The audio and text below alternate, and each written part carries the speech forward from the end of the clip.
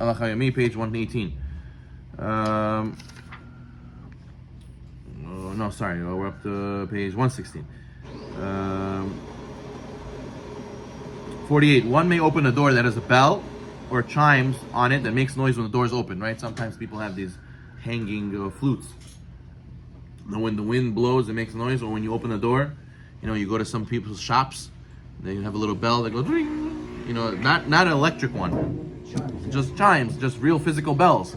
So it's permitted to open a door for such a thing. All the best.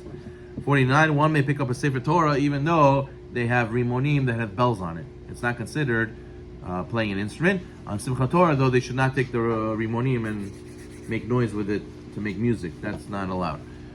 51.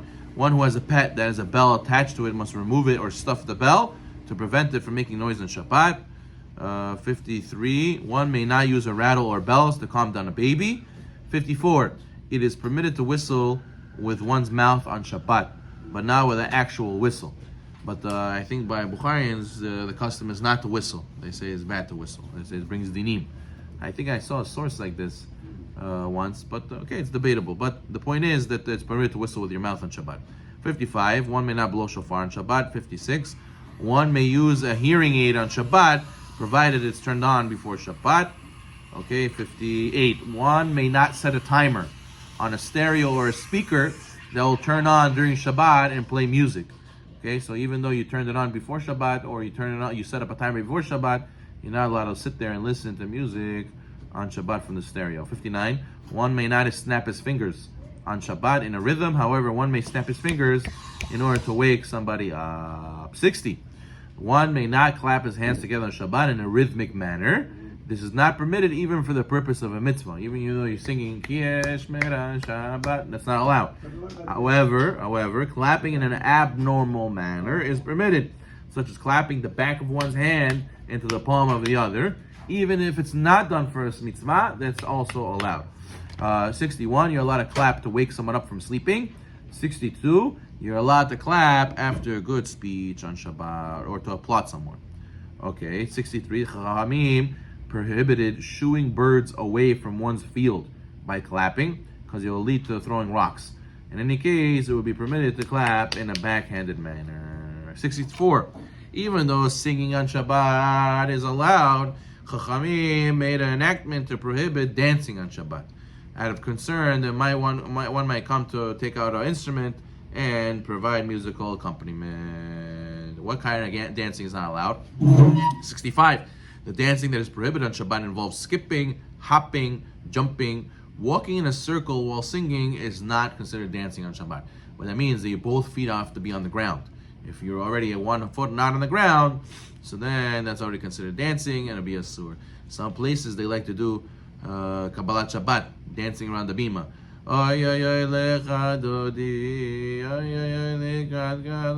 Right? And they go around the bima and dance with the entire shul. That would not be allowed on Shabbat. So yeah, you could drag your feet, both feet on the ground. Those Ashkenazi communities that do it, they rely on Tosafot who says that it is permitted, but according to Shulchan Aruch, it is not, and that's where we're bound to. So therefore, Sfaradim do not dance on Shabbat. Okay, what about Simchat Torah? Simchat Torah is the only exception. 67. One may not dance or clap during Sudat Mitzvah, like Shabrachot or Brit Milah. It's on Shabbat. You gotta be careful not to lead to dancing over there as well. Finally, we get to Melacha number 37. Yes, go ahead. No good. No good. They have to be told. Asur. Okay, we're up to Melacha number 37, 38, and that is Melacha Mavir. Mavir is kindling a fire, and Mechabe is the opposite, extinguishing a fire. Where did we have to light a fire in the Mishkan? They had to light a fire in the Mishkan to heat the vats of dyes for the curtains of the Mishkan, or smelting metal. Mechabe, extinguishing, they had to make charcoal, so they can make fires easily for next time. How do you make charcoal? Take a piece of wood, light it on fire, let it burn a little bit, and then quickly extinguish it. Now it's easy to light next time. It's like a charcoal now, it catches fire easily. So therefore, Mechabe in the Torah, in the Mishkan, was in order for it to make charcoal. Usually people extinguish today not to make charcoal, for just they don't want the fire anymore. So we're going to see that may have some leniencies. Number one, Melacha Mavir is defined as any type of kindling, igniting, fueling, spreading a fire. For example, striking a match or using a lighter is a sewer. It's considered kindling a fire. Lighting a fire with a magnifying glass is considered lighting a fire. Causing sparks in order to ignite a fire is also, or adding wood to a fire. You transgress Mavir when you add fuel to a fire, add wood to a fire. Adding oil to a wick, that's also considered fueling a fire. It's considered Mavir, right? Or tilting oil in a cup. Right? That's why you're not allowed to read next to that candle on Shabbat. You might tilt the cup and make it burn faster. Raising the gas of a stove, that's also Mavir. That's adding more fuel. You're kindling a fire. Stoking the coals is also Mavir. Or blowing on an ember to make it bigger. That is all considered a Mavir. Okay. 3. A tolda of Mavir is heating up a metal till it becomes red hot. That's why they say the incandescent light bulbs, they have a filament inside that gets red hot.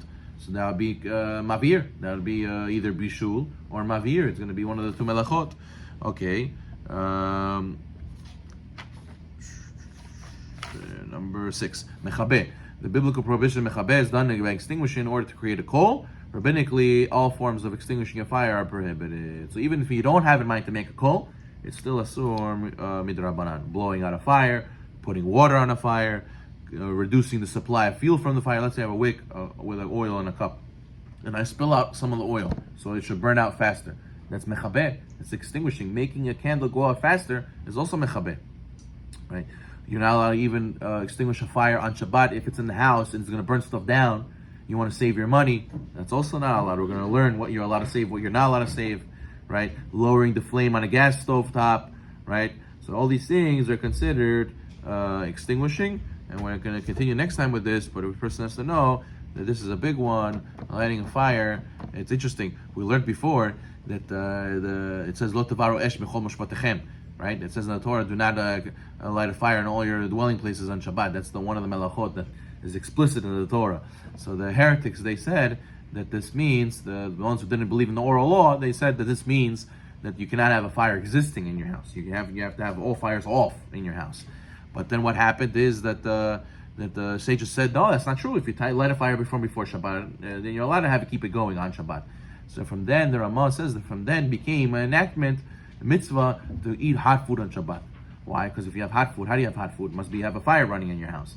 The heretics didn't believe. They always said you have to have no fire, so you always had cold food. But the one who shows he's a Torah Jew, he eats hot food Shabbat morning. So therefore, it's a mitzvah to have those for Shabbat morning to show you're a religious Jew. Baruch Amen.